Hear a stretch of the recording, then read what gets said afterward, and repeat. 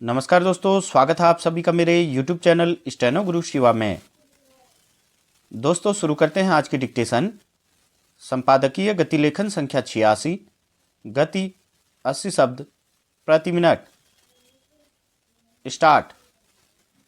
इससे बड़ी विडंबना और क्या होगी कि एक और कई प्रमुख फसलों की पैदावार में उम्मीद से ज़्यादा की बढ़ोतरी के दावे किए जा रहे हैं।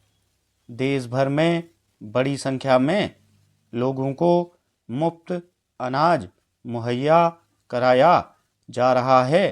वहीं महाराष्ट्र के एक हिस्से से कुपोषण की वजह से गरीब बच्चों की मौत की खबर आती है। राज्य के आदिवासी क्षेत्र मेलघाट में पिछले 6 महीने में 65 शिशुओं की मौत हो गई, लेकिन राज्य सरकार के संबंधित विभागों ने उन परिवारों की सुध तक नहीं ली। अब बम्बई उच्च न्यायालय ने कई याचिकाओं पर सुनवाई करते हुए राज्य सरकार को इस मसले पर कड़ी फटकार लगाई है। गौरतलब है कि मेलघाट आदिवासी बहुल इलाका है और यह कई वर्षों से कुपोषण की समस्या से ग्रस्त है। इस मामले में राज्य सरकार की दलीलें और प्रस्तुत किए गए कागजात इतने कमज़ोर हैं कि कोई इन पर भरोसा नहीं कर सकता। स्वाभाविक ही अदालत भी इससे असंतुष्ट रही और उसे कहना पड़ा कि कागज पर तो सब ठीक दिखता है, लेकिन वास्तविकता कोसों दूर है। ऐसे में यह सवाल उठना लाजमी है कि जब राज्य सरकार कल्याणकारी योजनाएं चला रही है, संभवतः केंद्र सरकार की मुफ्त अनाज की योजना भी वहां चल रही होगी, तो ऐसे में संबंधित आदिवासी बहुल क्षेत्र में कुपोषण कैसे अपने पांव फैला रहा था। अगर इस क्षेत्र में शिशुओं की मौत हो रही थी तो इसके कारणों को जानने और उन्हें समय पर दूर करने की कवायद क्यों नहीं हुई।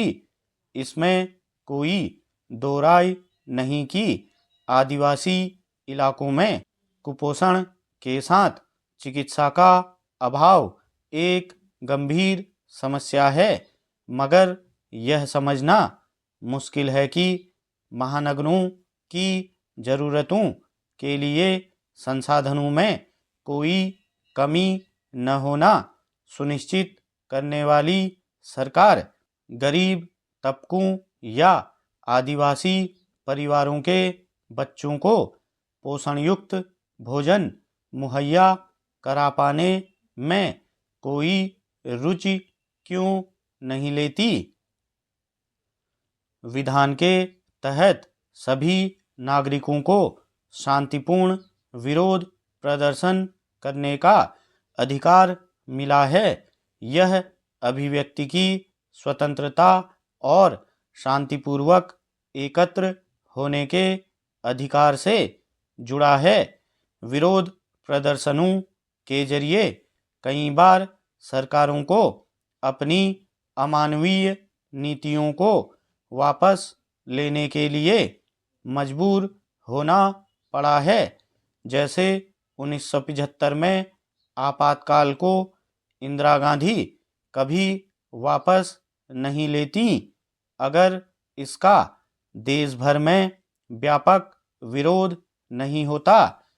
इसी प्रकार से वर्तमान सरकार भी उन 3 विवादास्पद कृषि बिलों को कभी रद्द नहीं करती अगर किसान महीनों तक धरने पर नहीं बैठते।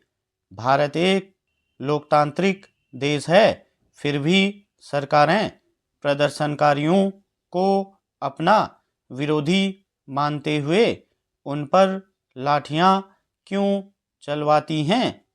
यह लोगों के बुनियादी अधिकार का हनन है। स्टॉप।